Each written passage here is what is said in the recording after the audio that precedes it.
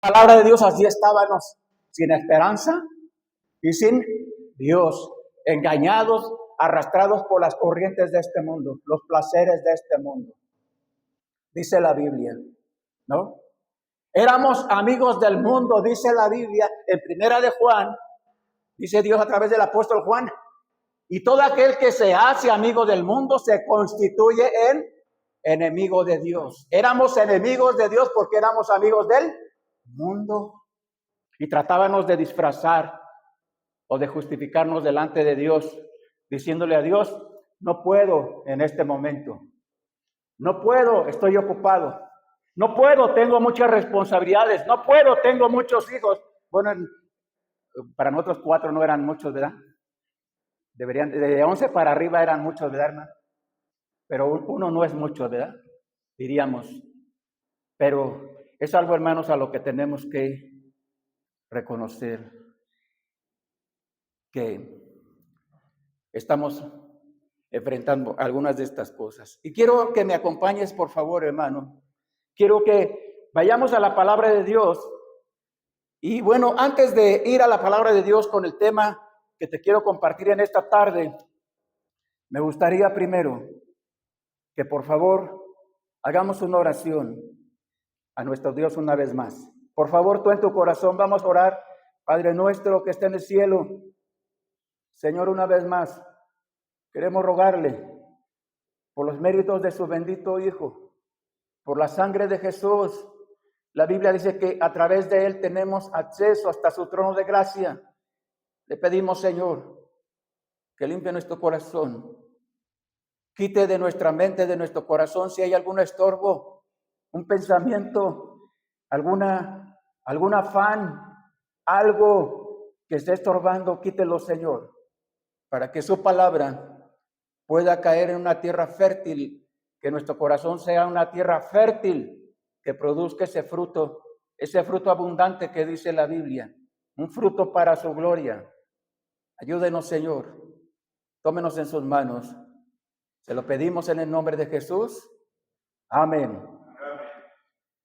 La historia humana está saturada de ejemplos negativos, destrucción, traiciones, pleitos y toda clase de males que ha traído algo en especial, de acuerdo a la palabra de Dios, algo que hace un momento en la lectura bíblica, Dios a través del apóstol Pablo le estaba anunciando y enseñándole a su iglesia, la iglesia de Éfeso en esa época, enseñándolo que debían de tener cuidado. El Señor Jesús, durante su ministerio público, según el Evangelio de Mateo, capítulo número 12, dice la palabra, dijo Jesús en el versículo 25, las siguientes palabras, 25 y 26, yo ya estoy ahí, por favor, nada más escúchame, dice la Biblia, Evangelio de Mateo, capítulo 12, versículo 25, dice, sabiendo Jesús los pensamientos de ellos, les dijo, todo reino dividido contra sí mismo es asolado, y toda ciudad o casa dividida contra sí misma no permanecerá. Versículo 26 dice, y si Satanás echa fuera a Satanás, contra sí mismo está dividido, ¿cómo pues permanecerá su reino? Estas palabras que Jesús enseñó, refiriéndose a la importancia, hermano, de la unidad. La unidad es un concepto de Dios. ¿Por qué de Dios? Porque Dios mismo dice que Él, el Padre, el Hijo y el Espíritu Santo son uno, no son 3 dioses, es un solo Dios manifestado en 3 personas divinas de acuerdo al libro de Génesis hasta el libro de Apocalipsis. En el principio, por eso cuando dice el libro de los Génesis, que en el principio creó Dios los cielos y la tierra. Y vemos en la descripción del libro de los Génesis, de los principios, vemos la descripción de una manera, Dios mostrándose, la Santa Trinidad mostrándose en ese momento, el Padre hablando, el Verbo, o sea, el Señor Jesús y el Espíritu Santo, que el Espíritu de Dios se movía sobre la faz de las aguas. Vemos perfectamente, hermanos, que a través de este estudio, esta enseñanza que quiero compartirte, podamos aprender la importancia de la unidad porque a ella somos llamados. Por eso Jesús declaró, una casa dividida contra sí misma no puede permanecer. Es decir, esa casa unida, unidos realmente en todos los aspectos, no nada más en algunas áreas, sino en todos los aspectos, porque cuando este concepto Dios nos lo enseña, nos muestra a través de su palabra, nos quiere enseñar eso, que la unidad de Dios tiene que ver en todas las áreas de nuestra vida, todas. Porque hay familias que pueden vivir en la misma casa, pueden estar, pero no están unidos. Hay matrimonios que pueden permanecer unidos y tal vez dormir en la misma cama, porque algunos no duermen en la misma cama, ¿verdad? No lo digo por mí, por Maru, ¿verdad? Lo digo por otros matrimonios. Nosotros dormimos en diferente cama por nuestras preciosas nietas, ¿verdad? Que Maru cuida unas, yo cuida otras y así nosotros turnamos. Y la que es más ruda me la echa a mí luego y así, ¿verdad? La que ronca más, luego yo no quiero que se duerma conmigo porque no me deja dormir, ¿verdad? Pero esa es una razón diferente, ¿verdad? La falta de unidad ha dividido empresas a nivel mundial, ha dividido y seguirá dividiendo. En el área de los deportes se sabe, a los que les gusta o nos gustan los deportes, sabemos perfectamente cuánta caos ha traído, ¿verdad? A deportistas, ¿verdad? A equipos que en algún momento se alzaron, que en algún momento lograron triunfos, lograron grandes campeonatos y grandes cosas, pero después introdujo algo y fueron divididos. Y no solamente eso, en la política, en el mundo, en nuestro México es más evidente. En la política, ¿cuánto caos podemos ver o no? Dirían entre ellos, parecen chapulines, brincando de un partido a otro, de un partido a otro, y aquellos que se desean ser, que daban su vida por tal partido político, resulta que al rato ya están en otro partido. Y el otro era el peor enemigo del otro, ¿verdad? Según la falta de unidad. A un político al parecer, aquí en México, le dijeron hasta la despedida, porque un partido político necesitaba el voto de otro más, ¿no? Y este hombre primero mandó a su hijo, porque su hijo también es político, ¿no? Y después se presentó él. Y le dijeron, lo pusieron, hasta la despedida le dijeron este amigo. Y los traicionó. La falta de unidad, la falta de acuerdos, la falta de una lealtad verdadera, de una fidelidad verdadera, en muchos aspectos sigue causando las iglesias, desafortunadamente las iglesias verdaderas, las iglesias que decimos tener la palabra de Dios, las iglesias que decimos que hay un solo Dios verdadero y el evangelio y la bendita palabra de Dios, desafortunadamente vemos, la historia nos muestra iglesias que en algún momento de sus vidas sufrieron, algo pasó en sus vidas, algo permitieron en la vida de esos líderes, y iglesias que se dividieron por falta de unidad. No. Recuerdo hace años, muchos años, una iglesia aquí en Querétaro. Y recuerdo que al parecer hubo desacuerdos entre los líderes y salió uno de ellos. Pero no se fue solo. Con la salida de él se fueron muchos de esa congregación, siguiendo a este pastor. La falta de unidad trae consigo destrucción, malos ejemplos, traiciones, pleitos y toda clase de males que ha traído y seguramente traerá la falta de unidad. Veamos algunos beneficios que trae el buscar la unidad, de acuerdo a la palabra de Dios.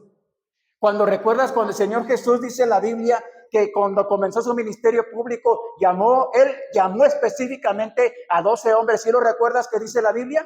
Y anduvieron, después de llamarlos, esos 12 hombres anduvieron con él en las ciudades, en los lugares, lo vieron hacer milagros, lo vieron resucitar muertos, algunos de ellos lo vieron caminar sobre las aguas, algunos de ellos vieron cosas milagrosas de Jesús, pero esos 12 especialmente, vemos los relatos bíblicos y los evangelistas nos muestran cómo el Señor Jesús parece ser que de una manera muy especial los guardaba a ellos, ¿verdad?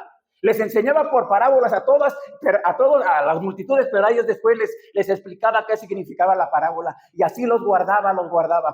Y una oración muy especial, para mí una oración muy especial que está escrita en el Evangelio de San Juan, capítulo 17. Todo el capítulo 17 es una oración.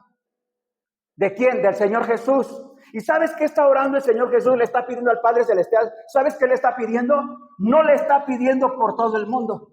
No le está pidiendo por toda la gente. No le está pidiendo cosas, sí, sobrenaturales, pero está pidiendo algo muy especial. El Señor Jesús. ¿Sabes por quién? Por esos 12, aunque eran 11 realmente. Bueno, eran 12, pero 11 eran llamados y fieles. Uno desde que fue llamado, ¿sabes que dicen los historiadores que muy probablemente Judas, el traidor, Judas fue llamado por el Señor Jesús o no? Sí fue llamado por el Señor Jesús como un discípulo, para ser un discípulo. Y dicen algunos historiadores que muy probablemente Judas también hizo milagros como los demás, algunos de los apóstoles. ¿Es probable? Creo que sí es probable. Pero el punto no es ese. El punto es que el Señor Jesús desde un principio les anunció a ellos, ¿verdad? Que de esos 12, no, había uno que no era parte de ese grupo. No porque Dios no la haya querido, sino porque esa persona no quiso ser parte de esos 12 discípulos, de esa unidad, de ese equipo, llamémosle equipo, que el Señor Jesús preparó, lo capacitó durante 3 años, un poco más de 3 años, y después de prepararlos y capacitarlos, entonces después los envía y les da la gran comisión para que vayan hasta lo último, a todas las naciones, a predicar el evangelio a toda criatura y hasta lo último de la tierra, ¿verdad? Pero la oración de San Juan capítulo 17 menciona varias cosas importantes. Y entre ellas dice el Señor Jesús orando al Padre Celestial, le pide al Padre Celestial, te pido por ellos. ¿Por quiénes? Los 11. Que los guardes en unidad. Que sean uno. Así como tu Padre y yo somos uno, que ellos sean uno. Ve los beneficios y la importancia con este concepto de Dios, porque es un concepto de Dios, no del mundo. Porque miren, el mundo, como hace un momento mencioné, el mundo se mueve de acuerdo a sus conveniencias, ¿a poco no? Sean las empresas, sean los negocios, sean los políticos, sea lo que sea, se mueven de acuerdo a sus conveniencias. Yo recuerdo que en la época de cuando bueno, voy a mencionar, ¿no? De aquí en México, de 2 equipos que eran prácticamente los rivales, siguen siendo, pero los que tenían se decía los mejores jugadores. Y recuerdo que un jugador, especialmente un jugador, que jugaba con uno de ese equipo, que era el rival a muerte del otro, recuerdo que a ese jugador le hicieron una oferta de mucho dinero. Mucho dinero. Y ese jugador, ¿sabes qué hizo? Pero ese jugador decía que él había nacido en ese equipo, con esos colores. Y ese jugador había dicho que él no iba a traicionar a su equipo, le ofrecieran lo que le ofrecieran. Y cuando llegó la oferta, ¿qué crees que pasó? Se fue. Y se puso la camisa del odiado enemigo. ¿Por qué? Porque le convenía. Traicionó, ¿verdad? No fue leal a esos colores que él decía. Pero vemos, hermanos, por favor veamos algunos ejemplos en la Biblia y te invito a que vayamos al libro de los Hechos, capítulo 2, porque aquí nos muestra la palabra de Dios en un libro histórico, porque es un libro histórico, narra el desarrollo, el crecimiento de la iglesia primitiva, es decir, la iglesia que el Señor Jesús estableció, está narrando cómo se empieza a desarrollar, empieza a extenderse por el mundo y a eso se refiere. Veamos algunos beneficios que trae este hermoso concepto llamado la unidad y al que somos llamados por la gracia de Jesús. Dice Hechos capítulo 2, versículo número 41. ¿Sí estás ahí? Por favor, podemos leer, sí, versículo 41 y 42, y vamos a leer más adelantito también, pero primero versículo 41, Hechos capítulo 2, versículo 41 y 42, dice la palabra de Dios, y estás ahí, puedes leer conmigo. Así que los que recibieron su palabra fueron bautizados y se añadieron aquel día como 3,000 personas, y dice el versículo 42, y perseveraban en la doctrina de los apóstoles, en la comunión unos con otros, y en el partimiento del pan, y en las oraciones. Mira lo que dice la Biblia, ¿no? Escucharon el evangelio miles de personas, unos miles, y unos miles decidieron recibir el evangelio, y no solamente recibir el evangelio, sino bautizarse bíblicamente, y dice la Biblia que el Señor añadía a la iglesia a los que habían de ser salvos, y no solamente eso, estaban unánimes en ruego, fervientes, en súplica, en oración. En otras palabras, habían formado parte, hermano, de una unidad. Estaban formando parte. Una unidad que proviene de Dios. Capítulo 4, allá adelante, dice el versículo 32, capítulo 4, y la multitud de los que habían creído eran de un corazón y un alma. Y ninguno decía ser suyo propio nada de lo que poseía, sino que tenían todas las cosas en común. Eso dice el versículo 32. Si estás ahí, lee conmigo el versículo 33. Dice, y con gran poder los apóstoles daban testimonio. Estoy en el capítulo 4, versículo 33. Y con gran poder los apóstoles daban testimonio de la resurrección del Señor Jesús, y abundante gracia era sobre todos ellos. Llegaron a ser de una misma alma. Llegaron a ser de un mismo corazón. Llegaron a tener todas las cosas en común. ¿Cuántos? Miles, porque eran miles. No. Cuando entendemos que este concepto de la unidad, bueno, una de las cosas que los matrimonios enfrentamos a través de los años es pues la adversidad, las dificultades, las carencias, los desacuerdos, ¿verdad? Los choques a veces constantes, etcétera, etcétera. A veces algunos matrimonios, no sé si todos, pero algunos enfrentamos que tenemos metas diferentes o propósitos diferentes.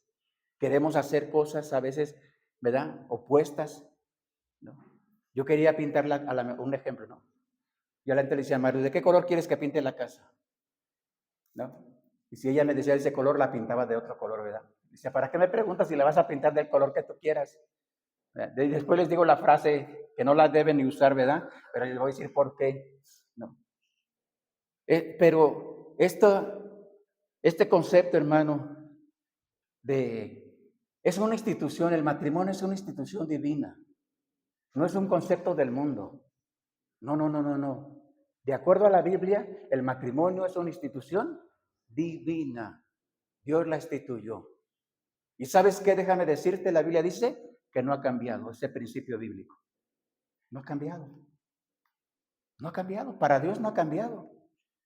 El mundo le puede pintar y lo puede pintar como quiera, pero como es un concepto, una institución de Dios, para Dios no ha cambiado. Por eso dice la Biblia, sigue diciendo la Biblia, lo que Dios unió, no lo separe el hombre. Sigue siendo. Aunque querramos o se le quiera poner, o se le quiera idear, o se le quiera agregar, no ha cambiado, sigue siendo el mandamiento para Dios, sigue siendo, por eso dice la Biblia en Hebreos, honroso es el matrimonio, ¿para quién? Para Dios. Honroso es el matrimonio y el hecho sin mancilla. Sigue siendo honroso para Dios el matrimonio. Dios quiere seguir bendiciendo a la humanidad a través del matrimonio. ¿Sabes por qué hay tanto caos en jóvenes en el mundo? No solo en México, en el mundo. Jóvenes, ¿sabes por qué hay tanto caos y tanta perversión? Porque no quieren, algunos de ellos no quieren aceptar que el matrimonio es una institución de Dios. Y entonces algunos prefieren, hombres o mujeres, prefieren hacerle como ellos quieren. Y tristemente puedo decir tristemente, echan a perder su vida. Yo le decía a mi hija Viridiana, cuando era adolescente, tienes que tener cuidado. Tenemos, pero tú más, que tener cuidado. Porque cuando tú te quieras casar, el día de mañana, ¿no? Si no tienes cuidado y andas con uno, con otro, con quien se te antoje, cuando quieras formar un matrimonio, un joven varón responsable no va a querer casarse contigo. ¿Por qué? Porque no has tenido cuidado. Antes, no digo que sea lo correcto, pero antes era más común eso, ¿no? No digo que sea correcto, porque antes se veía más mal que una mujercita o una mujer, ¿verdad? Anduviera con uno, con otro, se veía más mal. Que un varón, al contrario, para un varón no era al contrario, ¿verdad, hermano? Para un varón no era ningún problema, decían. O sea, el varón puede andar con uno, con las que quiera, ¿no? Puede andar y no pasa nada. No es cierto. ¿Sabes qué? Que para Dios es lo mismo. Para Dios es exactamente lo mismo, ¿no? La lealtad, la felicidad, el beneficio de la unidad. Somos llamados a la unidad, así como los matrimonios somos llamados a permanecer fieles a Dios, permanecer fieles a nosotros, a nuestra pareja, a nuestra esposa y la esposa a su esposo.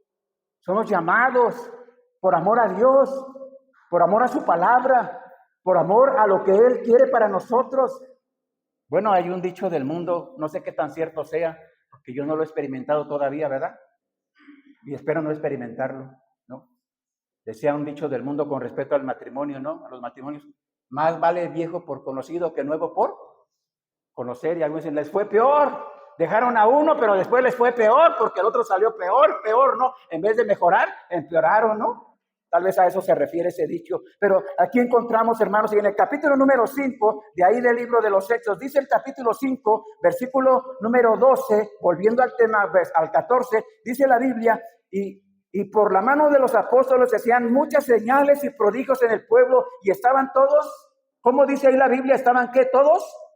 Unánimes en el pórtico de Salomón. Unánimes quiere decir, hermano, que estaban unidos, pero también contentos, gozosos, alegres. No nada más estaban juntos, sino también había una expresión de gozo, de alegría, ¿verdad? De fervor. Un fervor no emocional, no circunstancial, no un fervor porque iba por algo secular, sino porque Dios mismo, el Espíritu de Dios les estaba mostrando a ellos, les estaba provocando en ellos ese gozo, ese ánimo importante, ¿no? Esa felicidad que este mundo no puede expresar. Esa felicidad que va más allá de las circunstancias. Esa felicidad que va más allá, hermano, de si tienes trabajo, no tienes trabajo, tienes dinero, no tienes, no tiene nada que ver. Esa felicidad que no tiene nada que ver con este mundo. Cuando Jesús habló acerca, no de la felicidad, sino de la paz, en el Evangelio de San Juan, en el capítulo 14, el Señor Jesús le dice lo siguiente a los apóstoles: mi paz os dejo, mi paz os dejo, la paz les doy. Yo no se las doy, ¿cómo? El mundo se la da. No se turbe vuestro corazón y tengas miedo. Esa paz que Dios promete, ¿no? Y que da, y que no tiene nada que ver con este mundo. De cómo estamos, de cómo nos sentimos y de cómo nos favorecen las circunstancias. No, hermanos, somos llamados, dice la Biblia, somos llamados a la unidad.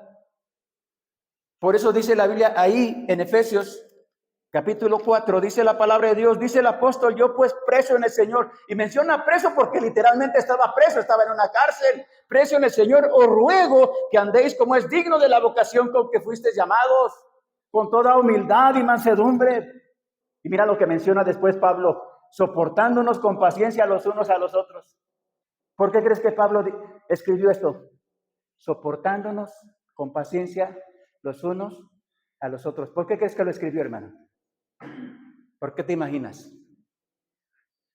¿Hay dificultades, hay conflictos, hay diferencias en el pueblo de Dios? Sí lo hay. En la familia de Dios a veces tenemos conceptos, opiniones diferentes, sí las hay. A veces nos chocamos en algún sentido, en algunas cosas, con respecto al trabajo, a la labor o la vida cristiana, u opiniones, sí los hay.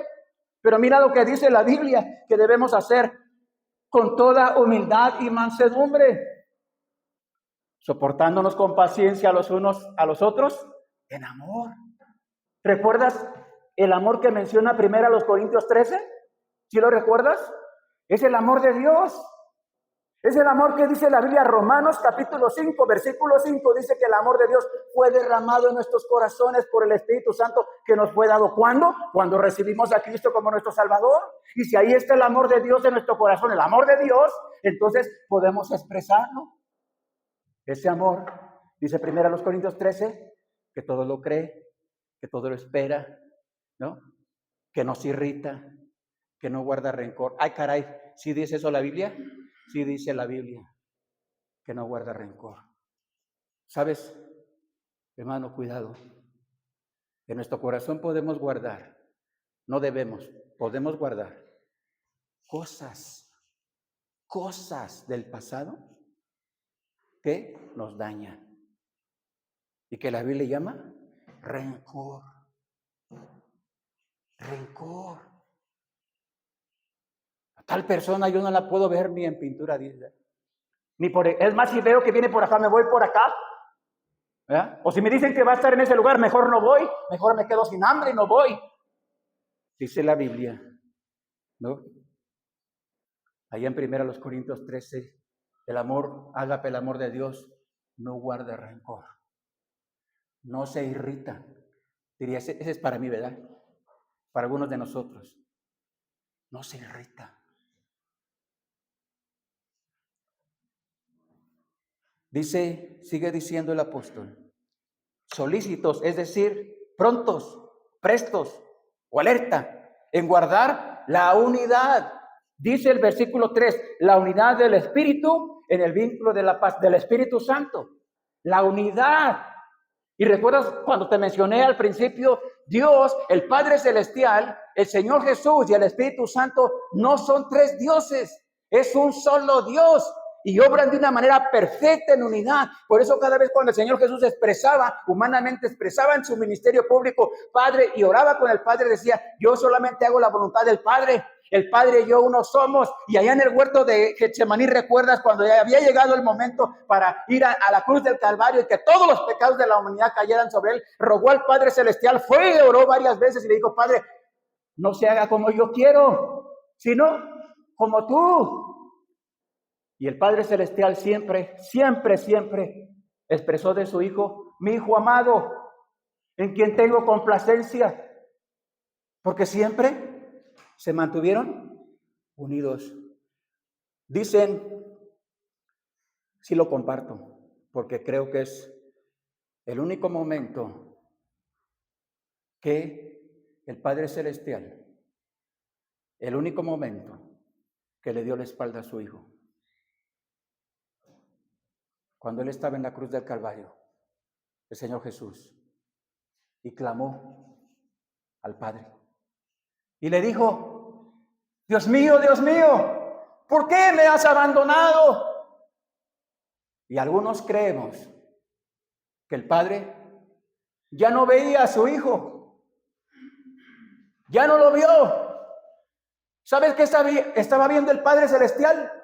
Estaba viendo los pecados de toda la humanidad, incluyendo los tuyos y los míos y de todas las demás generaciones que vendrán si el Señor tardara más. Por eso el Padre Celestial le dio la espalda porque ya no veía a su Santo Hijo. Estaba viendo los pecados de toda la humanidad. Y por eso dice la Biblia que fue abandonado. El profeta Isaías dice, cuando escribe en el capítulo 53, cuando describe por la revelación de Dios 750 años antes, probablemente, y dice Isaías que lo vio y le da dos títulos. En la revelación menciona dos títulos con respecto a la obra del Señor Jesús en la cruz del Calvario. Para mí esos dos títulos siguen golpeando mi mente y mi corazón cada vez que los analizo. Y dice la Biblia en Isaías capítulo 53, con respecto de Jesús: despreciado,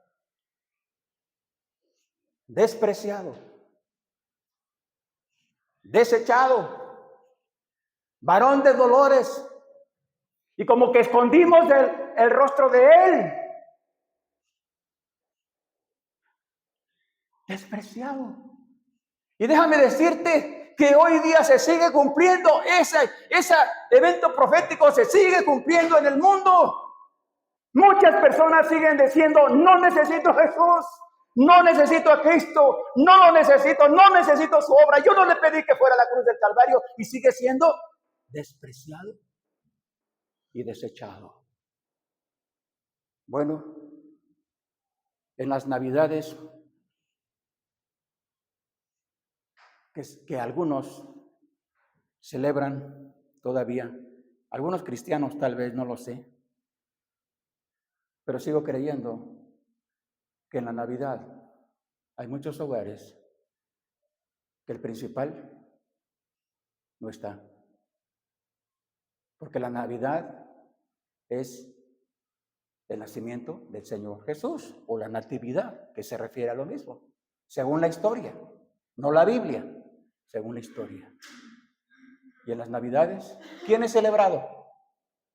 Y en las Navidades, ¿quién es el número uno? ¿Quién? ¿Debería de ser el Señor Jesús? ¿No? Deberíamos de festejarle a Él si fuera. Sabemos que no es la fecha de nacimiento de Él por el calendario, etcétera, pero independientemente de eso, Él debería de ser el celebrado, ¿verdad? Él debería de ser el festejado. Deberíamos de traerle las cosas que a Él le agradan, hacer las cosas que a Él le agradan, porque Él es el festejado, Él es el cumpleañero, diríamos, ¿verdad? Pero no es así. Sigue siendo. Yo no sé cuál sea el caso de tu hogar, de tu familia. Espero que no lo sea. Que en tu hogar y en tu familia el Señor Jesús siga siendo despreciado y desechado, varón de dolores, dice la Biblia. No. Somos llamados a la unidad. Por eso dice la palabra de Dios allá en Efesios capítulo 4. Una vez más el apóstol le recuerda a la iglesia de Éfeso: un cuerpo, está hablando de la iglesia, un espíritu, como fuisteis también llamados en una misma esperanza de vuestra vocación. Un Señor, versículo 5, un Señor, una fe, un bautismo. Hermano, la fe verdadera, la salvación que salva, la fe en Jesús, en el Señor Jesús, no necesita nada más, no necesita añadirle algo más, agregarle algo más a Jesús, a nuestra salvación. No necesita. Es solo Jesús y nada más Jesús el que salva, porque por eso dice la Biblia en Romanos capítulo 10, todo aquel que invocar el nombre del Señor será salvo. Que si confesares con tu boca que Jesús es el Señor y creyeres en tu corazón que Dios le levantó de los muertos, serás salvo. ¿Qué más se necesita? La Biblia dice, no se necesita nada más. Agregarle nada más. Incluirle algo más, no se necesita. Un Señor, bueno, esta frase, un Señor,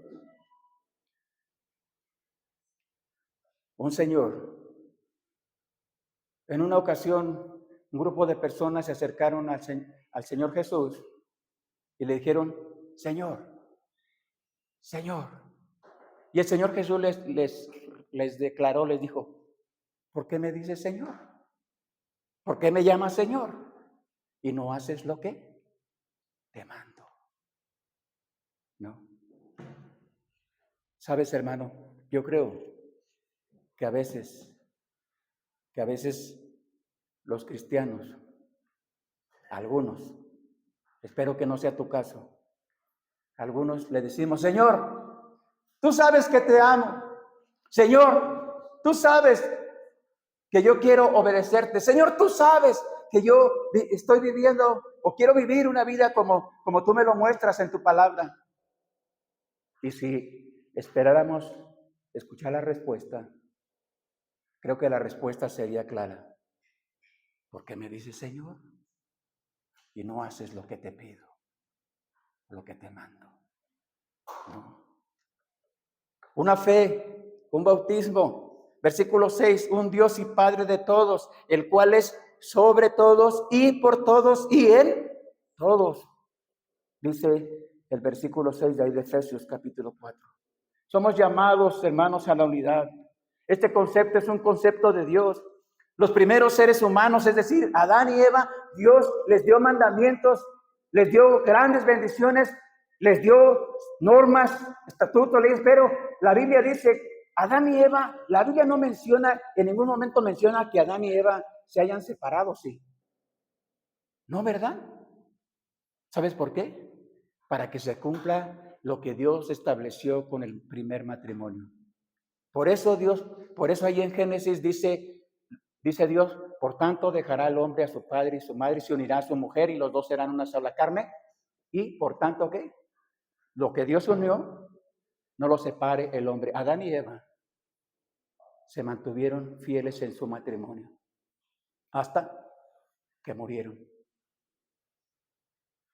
Israel como nación, dice la Biblia, Israel fue llamado también por Dios a que fuera una nación con la cual Dios iba a darse a conocer al mundo antiguo, a las demás naciones, el Dios verdadero. Israel, cuando fue obediente, cuando se mantuvo haciendo la voluntad de Dios, cuando se mantuvo obedeciendo todo lo que Dios le mandaba, Dios trajo bendición sobre ellos. ¿Recuerdas cuando los sacó de Egipto después de más de 400 años? ¿Recuerdas?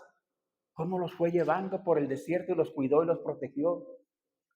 ¿Recuerdas cuando llegaron a orillas del Mar Rojo? ¿Recuerdas cómo Dios les dijo, pues ¿para qué se detienen, Moisés? Que caminen, diles que caminen. Y entonces Dios abre el mar para que cruzaran el mar. Y no solamente eso, la Biblia dice que durante el trayecto que iban cruzando el mar, ¿no? De noche, porque caminar, no lo cruzaron en pocas horas. De noche Dios enviaba una columna de fuego o de luz para calentarlos, pero también para que pudieran seguir caminando. Y de día mandaba una columna de una nube para que los protegiera del sol. ¿No? La iglesia que el Señor Jesús estableció, debemos recordar que somos llamados a la unidad, a ser uno. Para lograr, hermanos, esta unidad debemos permitir que el Espíritu Santo nos guíe, nos llene. Y busca, por favor, esta cita bíblica, San Juan capítulo 16. Búscala, por favor, para que la leas conmigo, una parte. Evangelio de San Juan capítulo 16. Para poder lograr esta unidad o obedecer este mandato de Dios, es necesario permitir que el Espíritu Santo nos guíe y nos llene e ilumine nuestra mente y nuestro corazón. Dice San Juan, capítulo 16. Si estás ahí, podemos leer del versículo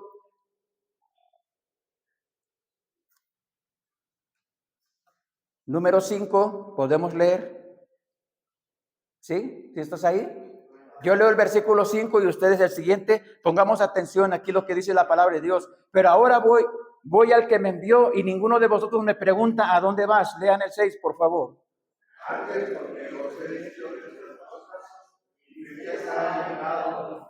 Dice el versículo 7, pero yo os digo la verdad. os conviene que yo me vaya, porque si no me fuera, el Consolador no vendría a vosotros, mas si me fuere, os lo enviaré.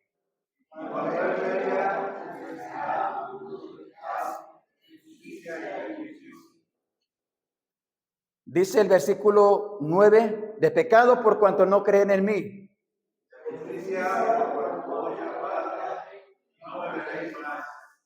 Y de juicio por cuanto el príncipe de este mundo ha sido ya juzgado. Sigan leyendo, por favor.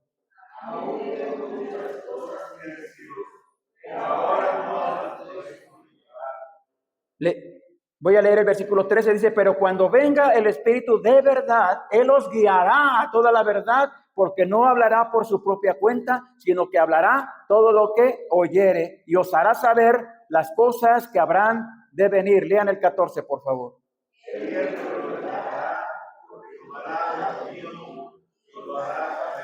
Y dice al final el versículo 15, todo lo que tiene el Padre es mío, y por eso dije que tomará de lo mío y os lo hará saber. Esta promesa es, hermano, la promesa del Señor es que permitamos que el Espíritu de Dios, el Espíritu Santo, dice la Biblia, y si alguno no tiene el Espíritu de Dios, no es de Él.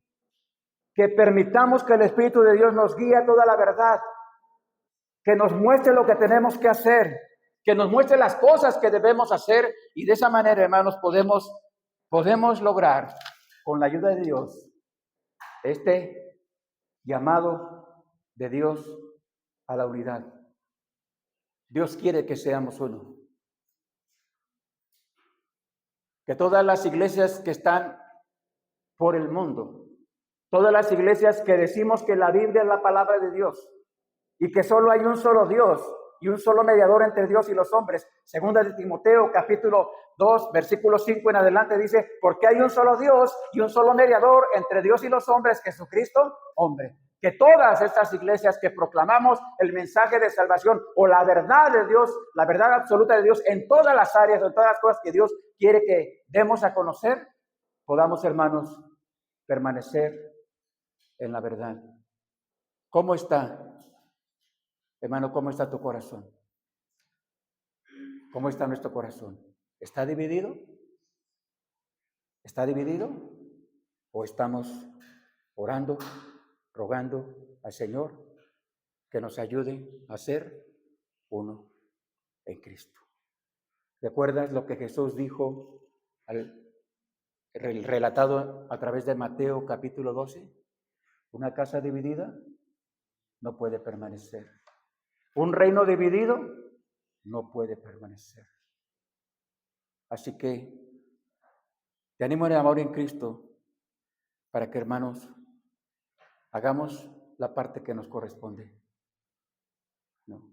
Y nos guardemos en unidad, trabajando, sirviendo, haciendo las cosas que tenemos que hacer. Y sobre todo, hermano, agradando a nuestro Dios, porque estas son las cosas que a Él le agradan.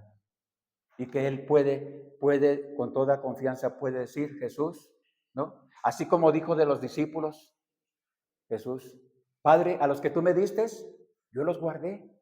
Ninguno de ellos se perdió. Yo los guardé en unidad. Permanecieron. Que así el Señor Jesús pueda decir de nosotros como su iglesia que nos mantuvimos en unidad, unidos en el amor de Cristo, soportándonos, animándonos, y dice la Biblia, estimulándonos al amor y a las buenas obras.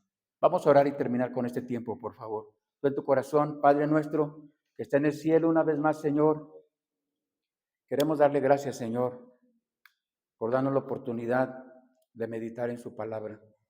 Le pedimos, Señor, que nos ayude. Ayúdenos, Señor, a ser una iglesia unida. Ayúdenos a ser una iglesia, Señor, que obedezcamos su palabra. Ayúdenos, Señor, a ser una iglesia donde trabajemos, unánimes, fervientes, en ruego, en súplica, en oración. Ayúdenos, Señor, a mostrar ese amor verdadero al mundo, Señor, que está necesitado de Cristo. Ayúdenos, tómenos en sus manos, Señor, y que no dejemos que este mundo nos engañe, El mundo nos quiere dividir, Satanás nos quiere dividir y los afanes de este mundo nos quieren alejar de esa preciosa unidad que usted quiere y demanda para nosotros. Guárdenos, Señor, quédese con nosotros. Se lo rogamos en el nombre de Jesús. Amén. Bien, hermanos, gracias. Vamos a terminar.